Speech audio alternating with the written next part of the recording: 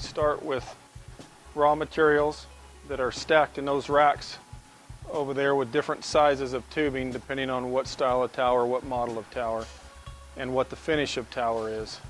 So we start with straight tubing, and all the bending and fabrication is done in this end of the shop. This particular bender is called a roller, which puts the curve section into towers. So it's all computer controlled. Just dial in the degrees that you would want, run it back and forth, and it would put the roll in it, or the curve section like what you would see on this. After all the bending's done, they'll take them back here, put them on each one of these fixtures is set in so many inch increments, and depending on what boat it would go on, we would simulate the shape of the boat with these fixtures and set the fixtures up to the dimensions of the boat so that when we take the tower off the fixture that we know it's going to fit on that particular boat.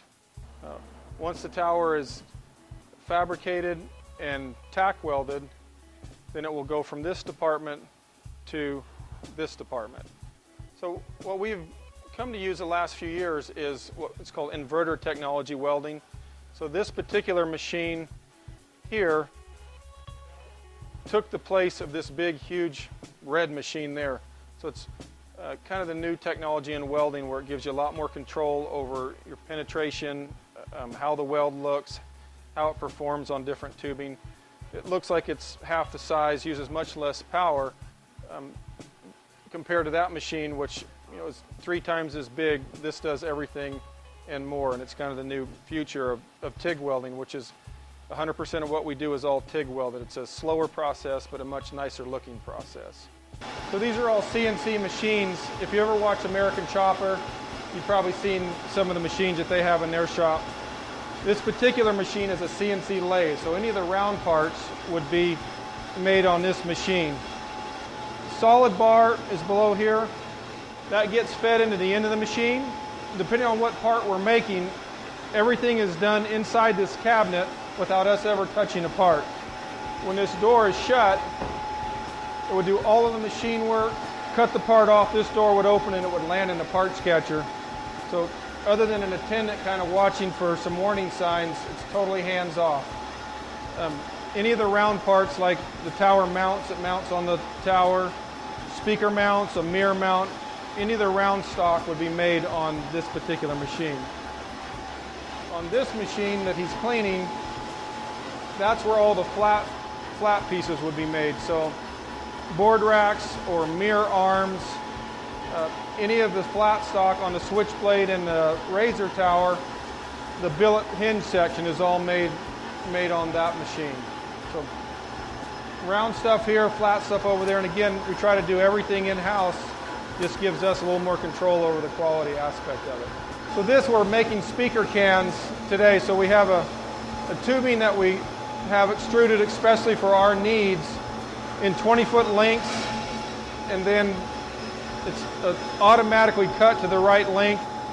And this would go over to the welding area for prepping and weld the backs on, the crossover housing, and then polishing after that. This is all automated, so put a full length up there and it'll feed it and cut it and then stop when it's all done. Okay, so one of the things that we do that is different than any other tower company is we machine the hardware to match the shape of the boat. So all of these bins here are full of radiused hardware that fit different boats. So most of the boats that we would put towers on, the fiberglass would not be flat where the tower is going to mount. What eliminates fiberglass gel coat cracking is to match the shape of the mounting hardware to the shape of the boat.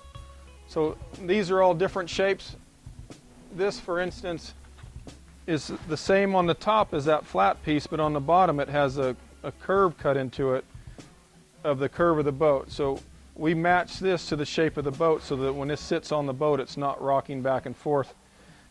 Unlike if you tried to put a thick gasket in there to take up that curve, it's not really going to do the trick. This is where cracks either happen or don't happen on a boat, is spreading the load out evenly on the fiberglass instead of trying to put a thick gasket there to take up that curve. So I have, this, for instance, we machine that part in-house in 20 different radiuses that would match virtually every boat that we've ever done a tower for. Once in a while we'll have to make a new one, then we would just add that to our list of inventory that we need whenever someone orders that particular tower. We have patterns for 1,100 different boats and get more almost every day. But very rarely would one boat pattern fit another boat. So it's truly a, that particular tower only fits this boat.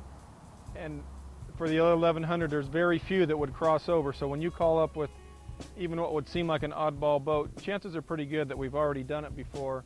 We would set our fixtures up, build the tower off of it so that when you get it and put it on your boat, it's going to match the lines of your boat and everyone's happy.